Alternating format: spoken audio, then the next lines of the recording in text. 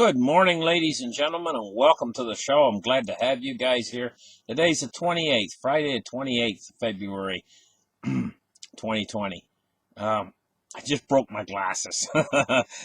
This side right here, there's no thing. There. Anyway, listen, guys. I must have just sit on them. I don't know. Maybe. I don't know. The thing just fell off. I don't know how it fell off. But anyway, I ain't worried about it.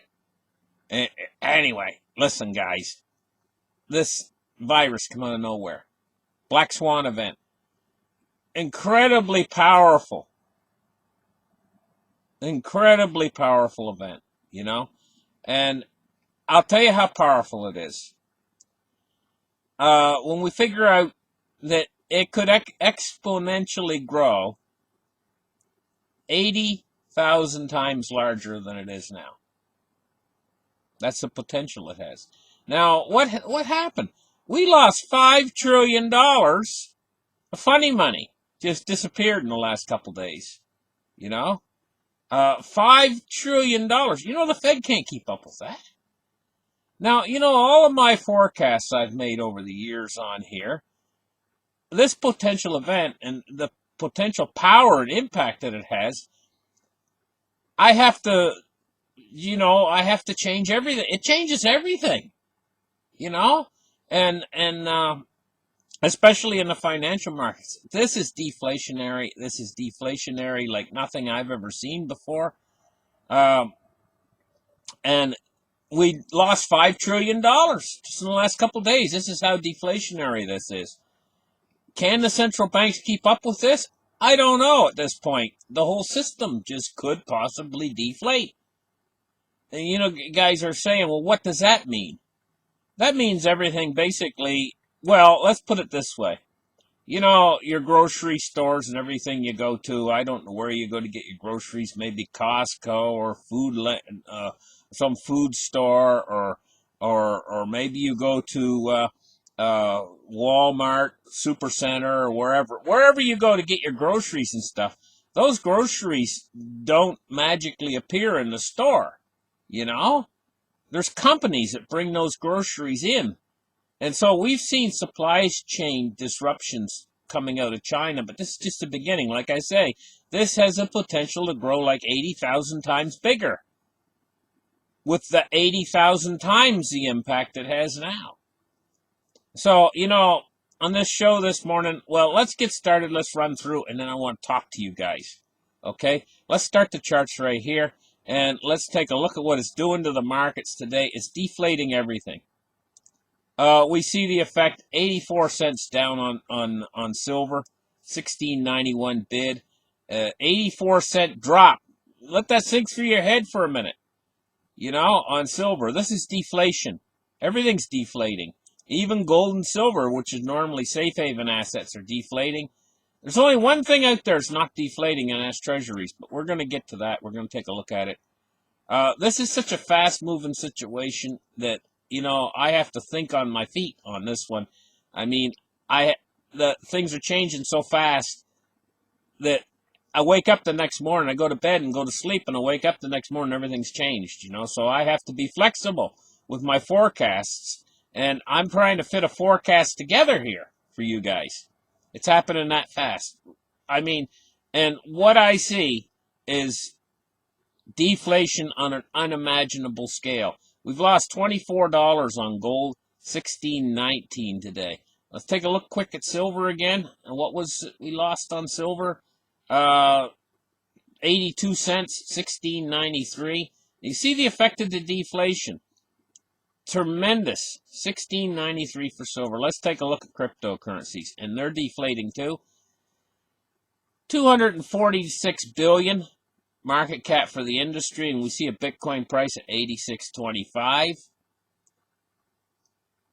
Actually, when we look at this, we see Bitcoin's holding up actually rather well, considering, you know, the deflationary pressure that's coming on right now. People are wondering, well, where can I put my money right now? You know, you should be like gold and silver and stuff. Okay, they're deflating.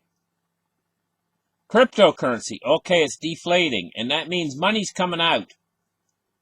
Okay, and this really scares investors who have invested in gold, silver, and cryptocurrencies. And they're like asking the question, well, where do I put my money right now? If I can't put it in gold, I can't put it in silver, I can't put it in crypto, where do I put it? In bonds? Well, bonds is the dollar. It's very, very risky to put it in the dollar right now. Extremely risky. It could pay off. It could pay off if the central banks cannot do anything about this situation. But you know what? I imagine right now at this point, at this stage in the game, you have to understand that the central banks do have the authority to print unlimited amounts of money. And there is something called helicopter money. And this is something where I'm not sure if they'll be able to. This is so big and so huge that it's probably, well, it could. I'm just going to say it could possibly break down the derivatives market. And we could get a derivatives implosion. At the same time, we could also get quite literally, the debt markets could actually all implode simultaneously. And this would bring the entire economic system to basically a grinding, screeching halt. It's almost like a truck putting on the brakes, and I mean, just a sudden stop of everything. It's an amazing situation that's happening right now in these markets, but the turmoil I'm seeing today is absolutely phenomenal in these markets. Let's take a look at the Dow today. Look, it's going absolutely straight down, straight down, straight down. Not like, I mean, it's going straight down. This is the 1-day chart. It's falling straight down. 484 points down today alone, 1.18%, 25,282, and the day ain't over yet. The markets are actually starting to realize the implications of all this. I can only imagine that the Federal Reserve is probably going to have to hold some sort of emergency meetings, and this is why I say it could be actually risky going into dollars or treasuries, because never forget, always keep it in the back of your mind that they can print unlimited amounts of that stuff. Where they can't gold and silver, they can't crypto. They can't print unlimited amounts of crypto.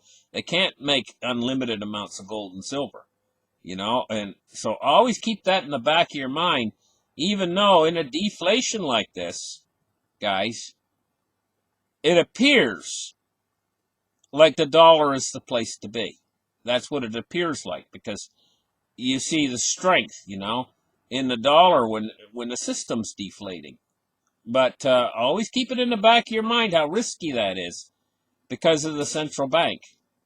The central bank could come out and they could match. They could.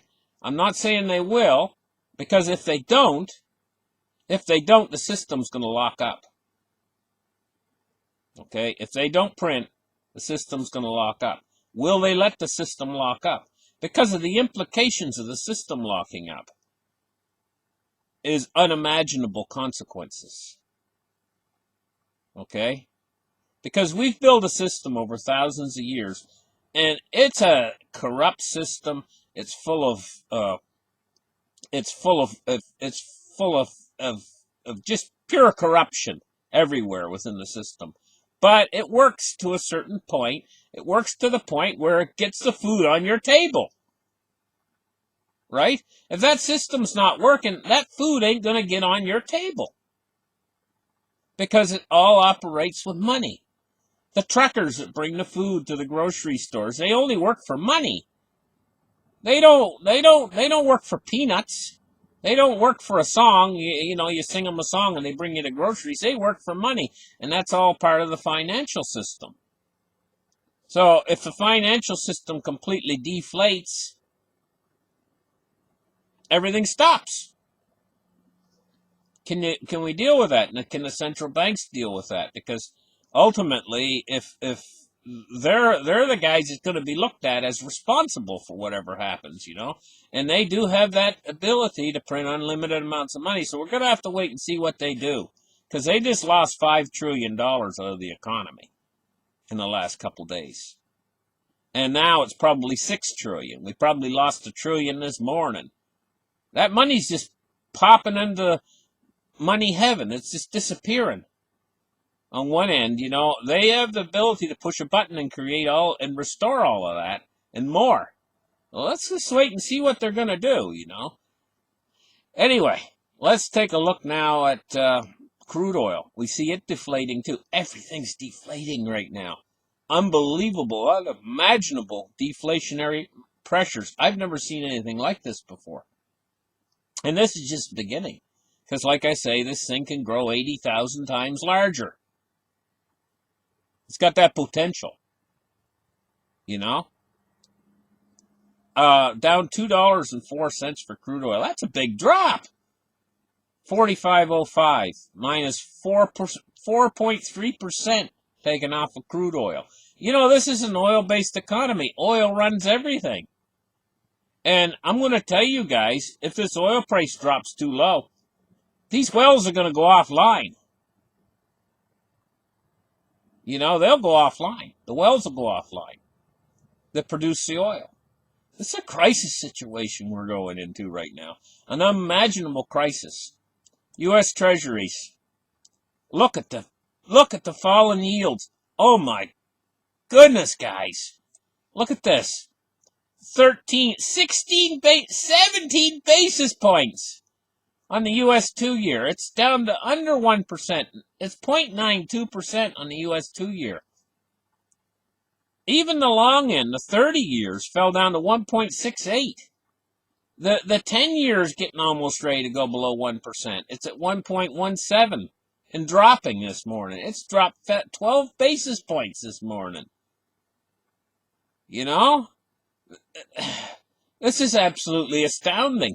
Let's take a look now at $98.59 for the U.S. dollar index, So we see the dollar, right now it's rising this morning. It was falling, now it's rising, but it's the only thing that's remaining. There's a few things that's remaining somewhat stable. The dollar is remaining fairly stable. The dollar index is remaining fairly stable. Well, that's because it's pegged against a bunch of other currencies that are garbage too, But everything's deflating right now. I need to talk to you guys. Let's turn the charts off right here. And I need to talk to you guys. Do you have adequate amounts of toilet paper in your house? If things really get heated and upset and bad and out there and everything, and you get heartburn or indigestion, do you got a bottle of Pepto-Bismol? Do you got some milk of magnesia? Tablets. Or drink, because you'll probably want a good swig of that. Milk of magnesia. Do you have a bottle of Harm & Hammer baking soda to mix in? Because your stomach is probably, when this thing has a potential of growing 80,000 times larger, and I'm telling you, you might get upset stomach from it, and so you need to think of those things. Do you have some Band-Aids in your house in case you cut yourself or whatever? It might just be from shaving. Do you have razors to shave with? Do you have some baked beans? Some cans of baked beans, and don't forget to get some of those noodles or whatever. What are they called? Ravioli or what? Get yourself some stuff like that. That you can cook up quicker or whatever. Get a big bag of oatmeal. Get some pancake mix. Get some peanut butter and some jam. Make sure you got a few things like that.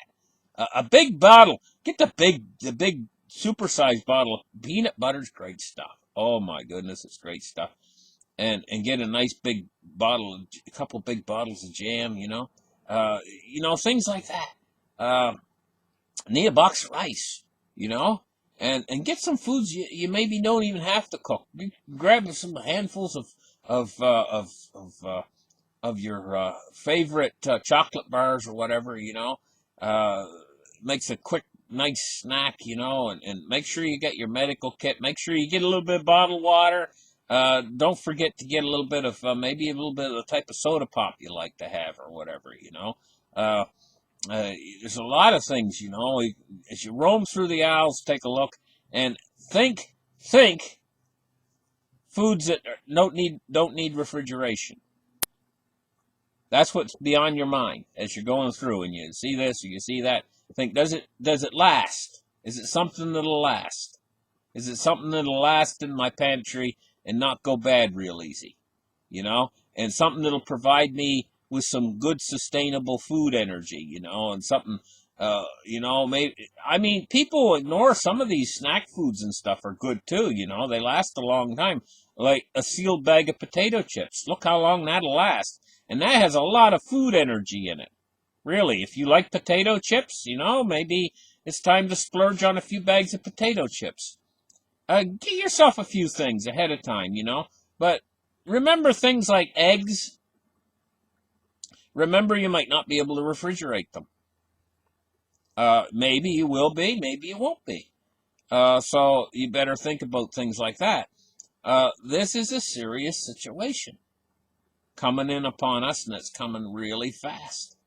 And it's coming so fast, you guys, it's time to start thinking about having a few extra things on hand in the house. You know, uh, I imagine a lot of my audience out there, you're going to think of something that you might have forgot, and you'll be into the grocery store this afternoon. You know, and maybe pick up a few extra things while you're in there for yourself, because.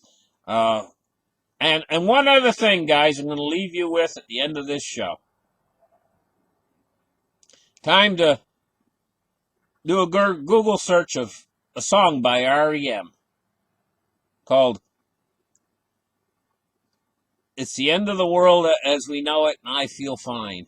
You know, you got to listen to that song at least once, you know, and then you'll start to feel the energy you need to do to go out there and start to take this thing by the horns instead of being, because fear can freeze you.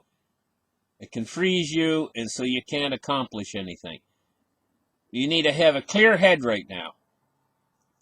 You need to be focused on what you need to do and get it done, you know, and batten the hatches down, guys. We'll catch you guys in the next show. Bye-bye.